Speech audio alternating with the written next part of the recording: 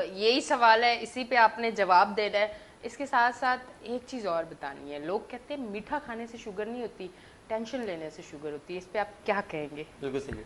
मतलब दो बातें मैंने कर दी, अब आपने दोनों को कवर कर दोनों को देना है। इंशाल्लाह मैं कवर करूंगा। हाँ। आपने जो सवाल किया वो ये है कि डायबिटीज जो है वो आगे जिस तरह बढ़ती रहती है एग्रीवेट होती रहती है, यानी कि सिचुएशन खराब से खराब तर होती जाती है।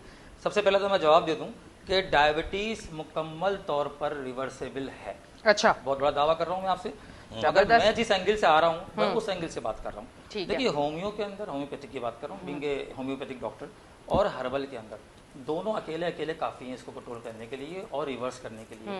तो हमने जो एक डिजीज रिवर्सल सेंटर बनाया है, उसके अंदर हम ये तमाम चीज़ें जो कि रिवर्स नहीं होती, और साइंस भी ये कहती है कि ये रिवर्स नहीं होती बल्कि कंट्रोल होती हैं, तो हमने रिवर्स करके दिखाया है। अच्छा। तो उसमें ये है कि अब डायबिटीज़ में जैसे कि टाइप 1 और टाइप 2 दो टाइप होती है। ससरन अगर मैं आपको बता दूं कि टाइप 1 के अंदर क्या होता है कि पैंक्रियाज होता है, लुबुलबा उसको उर्दू में बोलते हैं। पैंक्रियाज के अंदर बीटा सेल्स होते हैं। अच्छा। बीटा सेल्स इंसुलिन प्रोड्यूस करता है। ठीक है। इंसुलिन का मेन काम क्या है?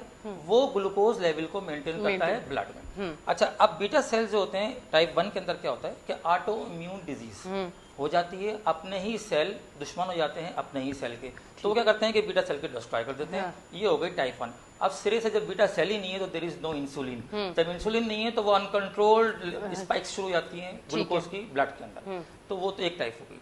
अब हम आते हैं टाइप 2 पे। अच्छा, अच्छी बात ये है कि टाइप 1 जो है सिर्फ 10% प्रिवेल करती है पूरे वर्ल्ड में, 10% है इसकी केसेस।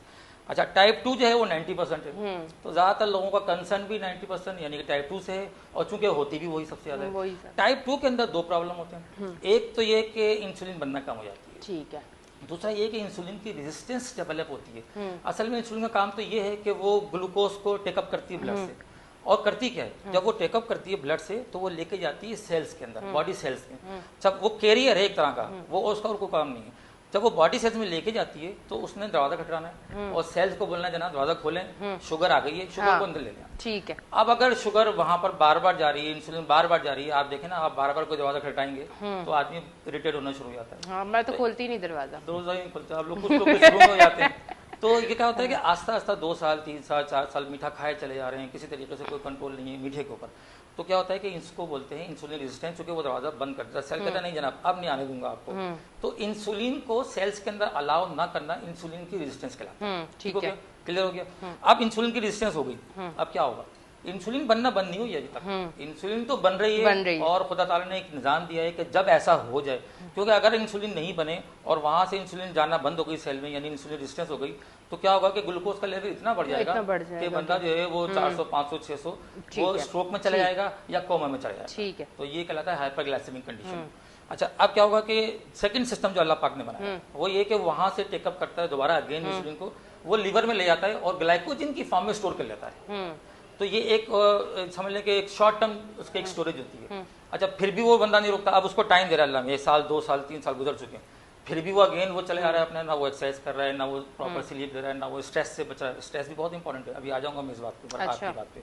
तो क्या होता है कि वो अब जो ग्लाइकोजन था ना वहाँ पे, वो लिवर एक प्रोसेस करता है, उसके बाद कहता है वो वहाँ से फैट के अंदर कन्वर्ट करना शुरू कर देता है। ठीक है। तो आप देखेंगे जितने भी लोग जो ओबेस होते हैं 90% उनके स्टमक पे उसकी जो बेली कहलाती है उसके ऊपर जो है वो फैट जमा शुरू हो जाती है, और बैक के ऊपर अमूमन बैक के ऊपर फौरन फैट आना शुरू हो जाती है। बिल्कुल। तो ये हो गई टाइप 2। अब क्या होता है, अब आप आइए इसके ट्रीटमेंट की तरफ। तो होम्यो हर्बल अगर आप किसी जगह भी चले आते हैं, मैं ये नहीं कहती मेरे पास आ जाएं, हमने एक बनाया हुआ सेंटर, उसमें हम ये कर रहे हैं काम। लेकिन आप किसी भी कितने % मुझे ऑफ देंगे ऑन एयर बताएं?